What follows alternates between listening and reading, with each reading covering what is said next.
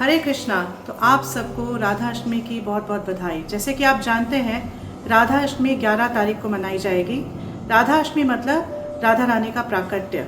तो कई बार भक्त पूछते हैं कि आखिरकार राधा अष्टमी मनाने का क्या रीज़न है।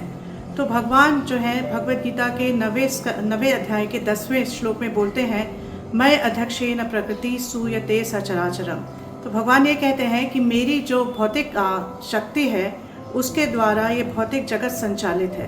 तो इसके अलावा भगवान की एक और शक्ति है, वो है भगवान की अंतरंगा शक्ति। इस अंतरंगा शक्ति से सारे वैकुंठ जगत जो है वो संचालित है।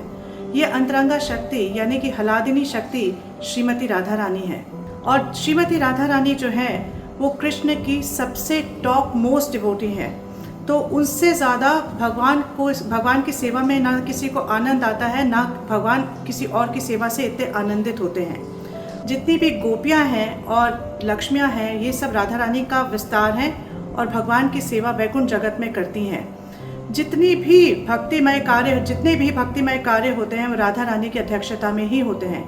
भक्ति जो है राधा रानी के अंडर ही होती है। और हरे कृष्ण महामंत्र जिसका जब हम जप करते हैं तो हम कहते हैं हरे कृष्ण कृष्ण कृष्ण हरे हरे, हरे राम राम राम हरे हरे। तो इसमें जो हरे है ये राधा रानी को संबोधित करता है। तो हरे कृष्ण महामंत्र का मतलब है, हे कृष्ण, हे राधा रानी, आप कृपया मुझे अपनी सेवा में लगाइए। तो बेसिकली हम राधा रानी से प्रे करते हैं कि वो हमें कृष्ण की सेवा में लगाएं। अगर कोई ऐसा चाहे कि वो कृष्ण को डायरेक्टली अप्रोच कर सके तो ये पॉसिबल नहीं है। कृष्ण को सिर्फ उनके भक्तों के द्वारा ही अप्रोच किया जा सकता है। इसलिए भक्त जो हैं राधा रानी की से कृपा याचना करते हैं ताकि वो कृष्ण को अप्रोच कर सके, उनकी सेवा में लग सके। तो भगवान स्वयं कहते हैं, आदि पुराण में इसका वर्णन आता है, भगवान स्वयं कहते हैं कि जब कोई कहता है कि वो मेरा भक्त है तो वास्तविकता में वो मेरा भक्त नहीं है। लेकिन जब कोई कहता है कि वो मेरे भक्त का भक्त है तो तब वो मेरा भक्त होता है।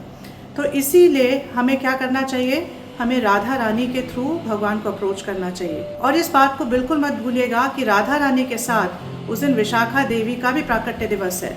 तो राधा रानी जिस समय प्रकट हुई, जिस तिथि पर प्रकट हुई, विशाखा देवी भी उसी समय उसी तिथि पर प्रकट हुई।